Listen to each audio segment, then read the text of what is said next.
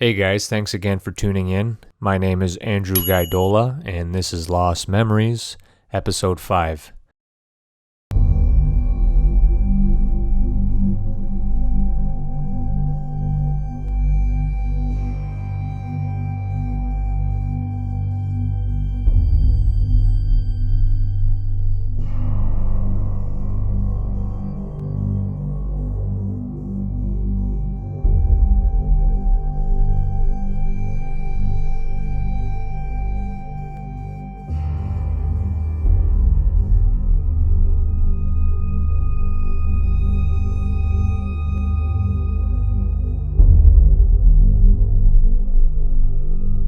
"2,400 miles off the coast of North America, located in the mid-Atlantic, atop a dormant volcano, high up in the sky, shrouded in mist, sits a spooky abandoned structure. What looks like the perfect setting for a horror film was in fact intended to be a luxury 5-star hotel.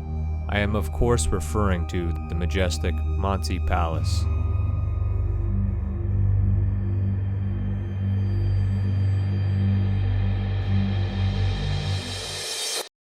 Here on the island of San Miguel in the Azores, this hotel sits on top of a mountain with only steep winding roads connecting to it, a massive block of concrete, a temple from an Indiana Jones movie, probably the Temple of Doom. The place is covered in earth with a beautiful view of a town and 2 lakes below, broken, vandalized, and defaced, windows gone, doors ripped off their hinges, even the elevator stolen. With no hint of its glorious past, it's hard to believe this hotel ever existed at all. So what happened exactly?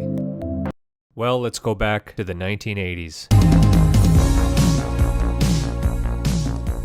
A time where shell suits, shoulder pads, and drug dealers like Tony ruled the decade. People were traveling around the world in the 80s, but nowhere close to the scale today, especially a place as obscure and remote as the Azores Islands. So why build a massive multi-floor hotel in the mid-80s? During the development stages in the late 70s, French and Belgian shareholders wanted to invest in the islands and must have been extremely confident that with such unparalleled luxury in a location as breathtaking and beautiful as this, it would be a no-brainer. There were some financial issues and delays during the construction phase, but it would soon move forward, with the banks relieving some of the debt in exchange for coming on board as new shareholders. The concrete complex would feature 2 restaurants, a bar, a nightclub, hairdressing salon, a bank, and 88 rooms. Pretty much every type of amenity a 5-star hotel would have in that decade. So in 1989, the Monty Palace would open its doors for business. Then,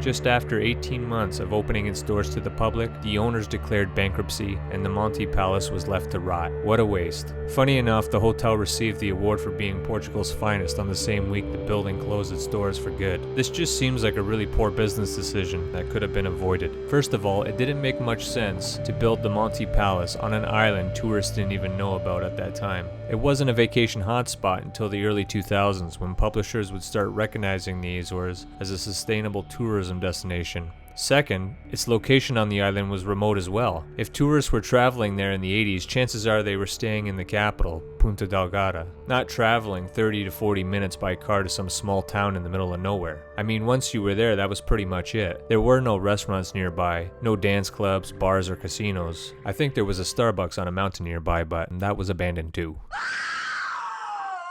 Jeez. Even if you wanted to stay for the breathtaking balcony views, you were still rolling the dice. This windy area experienced a whopping 200 days of rain per year, which meant an awful lot of guests would have been paying a lot of money to shiver on their balcony and experience what it was like to be engulfed by clouds. I'm singing in the rain, just singing in the rain. So, in 1990, the Monty Palace would sit empty. Rather than opting to immediately demolish the hotel, the owners placed a single guard and his angry dogs in the building to deter trespassers. For over a decade, it was near impossible to enter the palace without risking your limbs being mauled. So the building remained as it always stood, a time capsule from the 80s. Eventually funding ran out, the guard left, and the Monty Palace fell into disrepair. Everything from furniture to electronics were stolen. Even the elevator was taken. All that remains is a skeleton of a building that is now covered in graffiti, broken glass, and moss. The last time I saw the Monty Palace ruins in person was back in 2007. The memory of it would come to me from time to time, and I remember always thinking that it would be a great location to film a horror movie. It had a damp, eerie feeling, and when I saw the interior pictures online years later, I thought of The Shining right away. Red rum! Stop it! Red rum! Red rum!